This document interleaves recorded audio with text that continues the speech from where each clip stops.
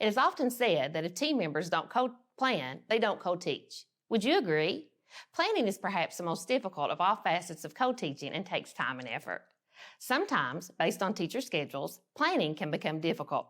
So why do it? Wouldn't it just be easier to have the content teacher plan the lesson and the resource teacher complete remediation or enrichment with a small group of students at a back table? When two teachers decide to co-teach, they must see all students in their classroom as their students, rather than your students or my students if the experience is going to be successful. How does this happen? Again, it's not easy, and sometimes finding time to plan can be frustrating, but your team and your students will be rewarded for your efforts. Although sometimes overlooked, it is important for you and your teaching partner to think about the physical arrangement of students for both large and small group instruction. Developing ideas prior to teaching can help eliminate confusion and reduce behavior issues. Don't let the size of the classroom determine instruction. Rather, find out if there are alternative locations in the school that can be used, such as a library or media lab. These locations may allow students to work at tables, spread out, and complete tasks that the regular classroom space might not allow. For example, during station teaching, the library or media center may be used for groups to create posters or presentations. Remember that it is important for both teachers to have a place to land, even if they are sharing a desk. Students need to see the room as a shared space between two professionals. As you become more comfortable with the co-teaching process, you and your teaching partner will begin to try different instructional approaches. If you are unsure how to create a classroom design that will cater to the needs of both teachers and students, Jennifer Gonzalez offers some great suggestions in her Cult of Pedagogy blog, 12 Ways to Upgrade Your Classroom Design.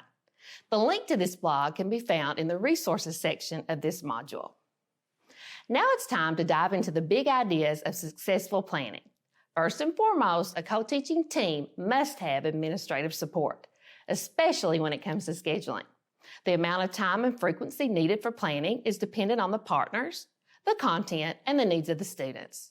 Initially, it may take more time to plan, and additional planning may need to occur before or after school, virtually or by email. However, planning must occur. Listen to how one Jefferson County team handled planning. Co-planning is something that your administration has to be behind, because if they cannot figure out how to work your scheduling out so that both teachers are available to co-plan, it gets really tricky. So we worked last year to kind of schedule our day to match who we were co-teaching with.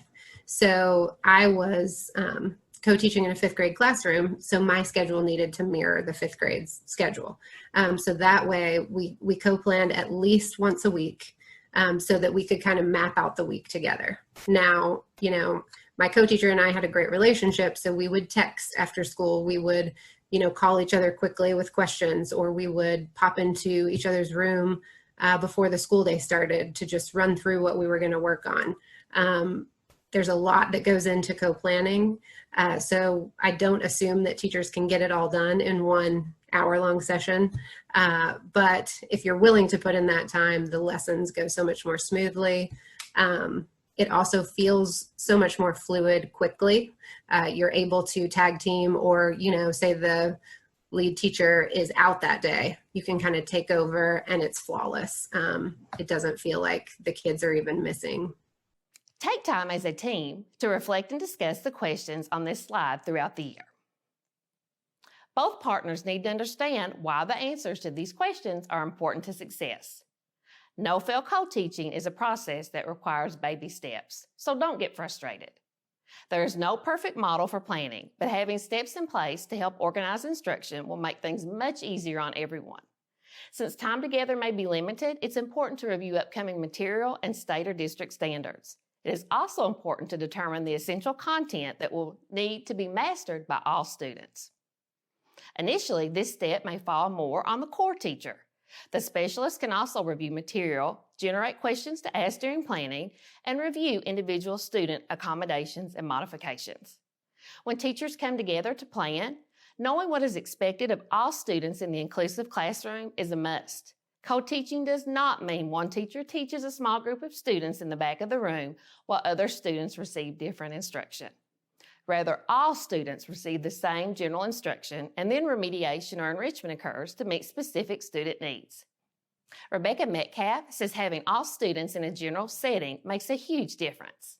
They really still need that core content. And so if you're pushing in and you're able to scaffold exactly what the teacher is doing instead of pulling out and trying to create new content, you're really kind of giving them a win-win, so that you're introducing them to the grade level content that they need, but then you're breaking it down, you're scaffolding it, you're helping them understand what they need as far as background knowledge, vocabulary building. There are so many different things you can do inside the content that's happening in that classroom. Metcalf goes on to say that she and her teaching partner have noticed a huge difference in student participation and behavior. Specifically, Metcalf says, when the kids are with their peers, it is much cooler even when they are sometimes struggling with the materials. Seeing others having problems somehow makes it okay if they don't understand either. Here's an example of a lesson planning template. Using a template like this helps organize thoughts and allows for more to be accomplished during a planning session. Again, essential content needs to be in the forefront, and many teachers suggest posting it. In addition, having students know what mastery is or looks like helps them to self-assess understanding. A link to this template is found in the resources section of this module. We have also included a link to an example completed lesson plan for a math lesson. Consider adapting the template to reflect your specific needs. In this example, a column for preparation and implementation was added to help answer the question, what is needed to complete our plan and who will be responsible for getting the task completed? If the content is new to both teachers, potential barriers may be hard to identify. If so, during the pre-plan, ask other teachers who have previously taught the materials for insight. Knowing student misconceptions will help eliminate student frustration. Up to this point, the core teacher may have completed most of the planning. However, now the resource teacher uses his or her expertise to provide strategies for differentiation. Knowing what strategies students may need to know or how they can use what they already know is crucial for success. For example, an upcoming reading passage is heavy on new vocabulary. Students may need to have terms front-loaded to increase comprehension. Again, these strategies, depending on the need, may be provided in small or large group instruction. It is crucial that barriers and accessibility strategies be identified prior to beginning instruction. Surprises may arise. However, if both team members have a plan, confusion will be minimized. Most of the planning time may be used to review content, but more needs to be done. Here's an example of a roles and responsibilities to-do list for a second grade math lesson for adding and subtracting within 50. Notice how the responsibilities are shared, especially when developing formative assessment questions for the unit. Both teachers will be working with all students throughout these lessons, so making sure teachers have input on assessments is critical. Having defined roles and responsibilities help to eliminate confusion and ensure all tasks are completed. As with anything, roles and responsibilities should be rotated so that one member is not always doing the more mundane task. We have included a link to the Roles and Responsibilities Planning template in the Resources section of this module.